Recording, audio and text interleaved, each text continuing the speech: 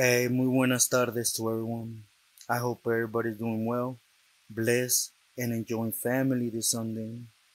Now, do allow me to start off by expressing my appreciation again to every one of you for you guys' words, prayers, time, and your great support. For this time, we're going to expand a little bit more on my message because I had the great honor, pleasure on having this lady guest come on and share with us her personal experience with life and with this feeling and how she felt how things went from one thing to the next, and as always from positive to negative, right? But the one thing I want to ask of every one of you, I do understand that not everybody agrees with one's way of going through things, but I do ask, por favor, keep it respectful. After all, this is just her experience, and it's much appreciated because my message will be able to reach, the female side of things that unfortunately there ain't too many people talking about it, which is how it affects family and how it affects those females that, sorry to say it like this, but they get used to benefit them. But again, mi gente, muchísimas gracias for being here and for your support. I hope everybody's being blessed. And for the mothers out there, happy Mother's Day. Muy buenas tardes a todos. Robert, thank you for giving me this opportunity of, having a female say the version of certain situations that may arouse. I was born in Mexico, in Guadalajara, Jalisco, but at the age of 4, I was already in the States. So I grew up in the San Fernando Valley, Pacoima, San Fernando Silmar area, mainly Pacoima. I had a difficult childhood because I was being molested since the age of 5 all the way to the age of 10. So the person that did that, he used to threaten me and stuff like that. Well, people that have gone through it know. But anyways, when I told somebody about it, they didn't believe me. So I just kept on. I'm like, fuck. So that led to my drug use at a very young age. Going to parties. My brother was a sureño. So going to the parties, meeting his friends, and that gang lifestyle. Started up with weed, then PCP, and you know how it goes. In my teens, I met my husband, my ex-husband. We were together for 4 years, had 3 children, and divorced. By that time, my sister had also been divorced, but she remarried, and this time she remarried a paisa from Nayarit. And he was the connection out there in the valley. So that's how I could say the easy access to certain drugs was to me. I had easy access because I started muling. My brother-in-law introduced me to certain people. As a matter of fact, I had 2 brother-in-laws that were in the, doing their thing. Paisas, they were connections. But, I met their friends, so I became a mule. I was transporting heroin and cocaine from east to the west, or from the west to the east, Hawaii too. And even crossing the border with drugs, from TJ to the States. The money is good. It's easy pay, money, drugs. So I was living the lifestyle. By the year, this was early 90s, late 90s, 98, I could say I met this person and I started having a relationship with him. And he knew what I would do, that I would, take trips. I would go on trips, stuff like that. So,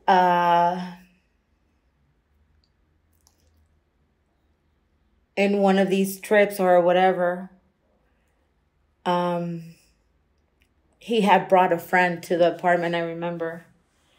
And that's when I met this Billy, and I used to hate him at first because he looked so, I don't know, arrogant, I don't know, but I used to hate him. Every time he would go, I would hate it. But, I wasn't being treated the way I should have been treated, A lot of people mistreat us because we are addicts. We are women addicts, and they just think we do it for the fun of it, but they don't really know the situations behind the addictions. For me, it was a traumatic childhood, being molested by the person who your family trusted, and then you tell, and then they don't believe you. That shit was fucked. But it is what it is, right? Anyways, back to the story, so I won't lose track. This is where I met this Billy. And like I said, I used to hate him.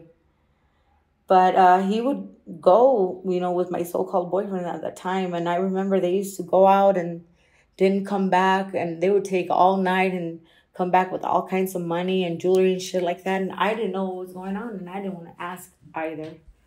So I started getting to know this Billy more and more and more. And he saw the way I was being treated. I wasn't being treated right. My self-esteem was to the floor. I would use even more drugs. I was even not paying attention to my children. I hate to say that, but it's true.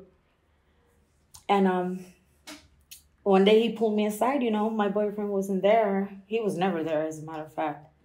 And we locked each other in the bathroom. We were locked for hours. You can say we were in the bathroom for like 4 hours and just talking. He kept talking to me and telling me why I would let this person treat me like this. And, I couldn't understand why this person that I hated so much was telling me how much I was worth. That completely, my vision, the way I felt towards him changed. It changed so much that I decided to stay with him. And he didn't give a fuck about me being, his friend's girl or whatever.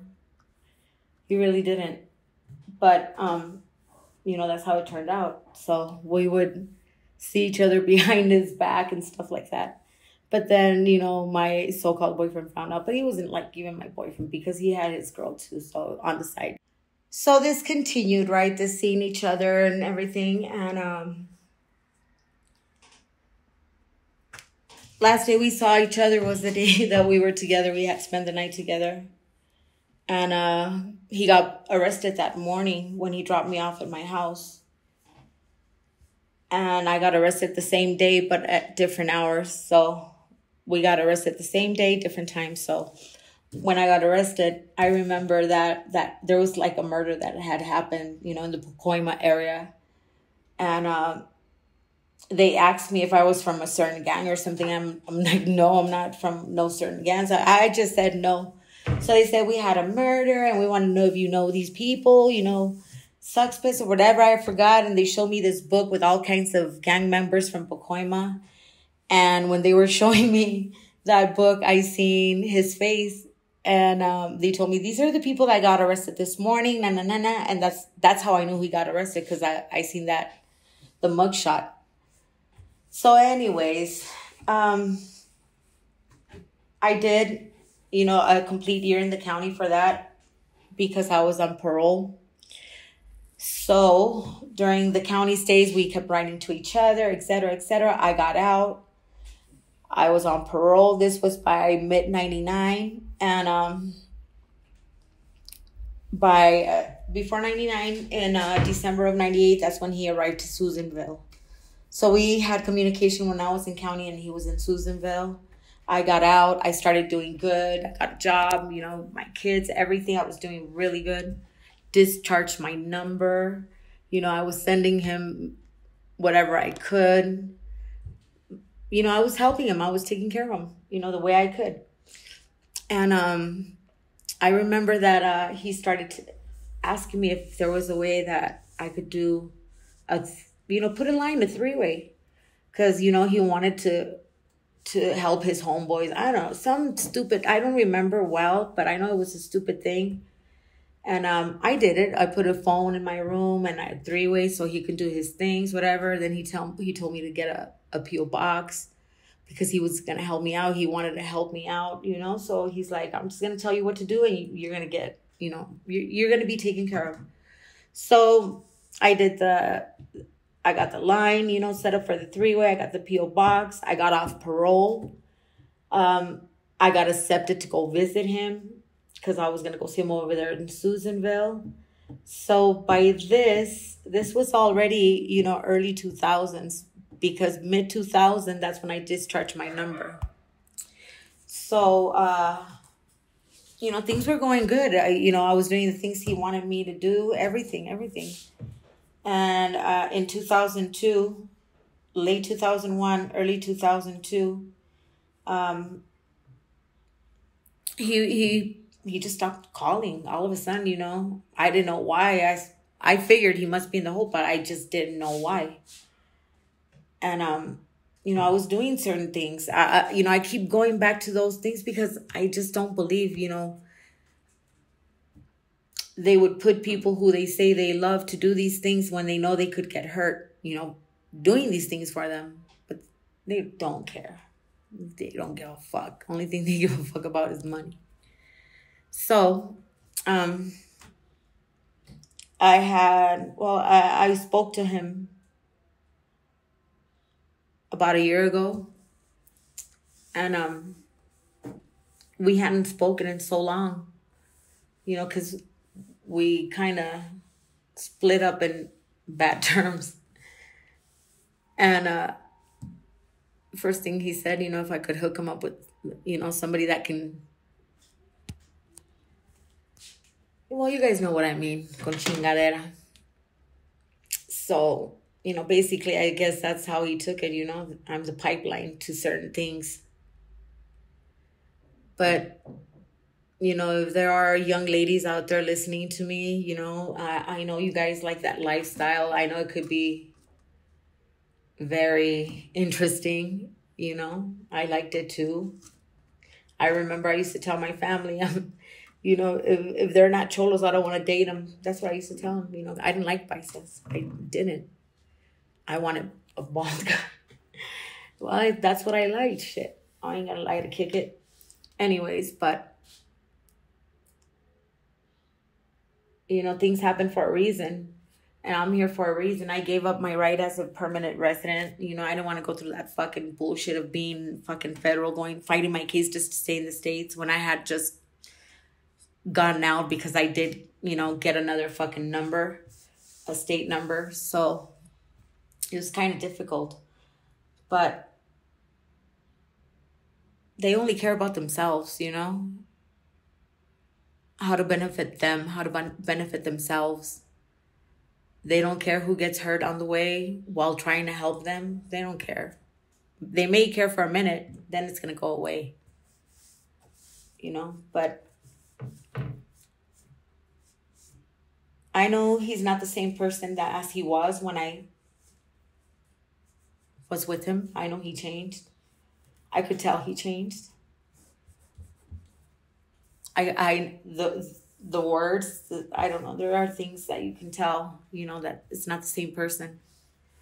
But I still think that he has to do what he has to do to survive in that situation. Everyone, not only him, everyone that's in there. But still, ladies, don't get caught up. I mean, I know you guys love him or whatever. You might think it's love or you might feel it's love. But in reality, if a person really loved you, would they put you in a situation where you may get harmed? Last thing I want to do is hurt the person I love. So don't let yourselves get played and fooled, because that would have been me probably in a prison cell, in a state federal cell like he is right now, because he did catch, you know, a federal case.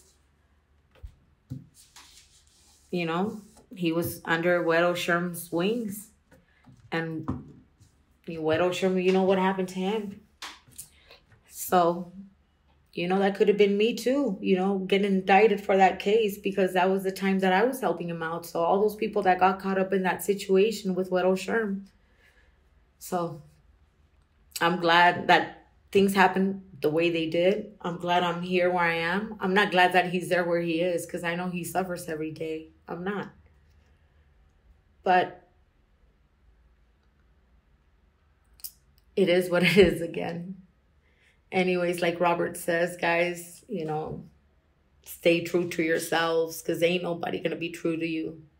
Son contados las personas. So thank you for giving me the opportunity, Robert, once again. And I hope it does reach a couple ladies out there. Have a good day. Bueno, mi gente, again, muchísimas gracias for your guys' time and support, and for this lady to come on here to share with us her story, in the hope to touch on that a lot of people don't touch on, you know, which is family and the ladies that get used, because there is a lot of hurt there. For example, I could go back and just touch on so many things, how we were meant to get into girls' head to basically make them do things, and then once they would get busted, it would just be like, I don't know you, you know, at least from the Pilis angle. So I think it's important to reach, you know, those angles that me personally as a man can't reach. So I appreciate this lady to come on here and give me her support, her help, and most of all, to share with us her personal experience. I am currently working on a few things so that you guys will get a personal angle with Pilis. So please stay tuned, and that includes, you know, I have a lot of personal pictures with them, and but at all times, you know, I'm gonna be trying to protect those that extend their love and their support towards me, at least to get this message out, to help those that have not gone through it and are in time to do something for themselves and family. So stay tuned for that. Please do like and subscribe so that my message can reach out a lot more. But with this said, I hope everybody continues to enjoy their Sunday. Happy Mother's Day to all those ladies out there. And I hope everybody stays true to themselves and loyal to your loved ones. Muy buenas tardes.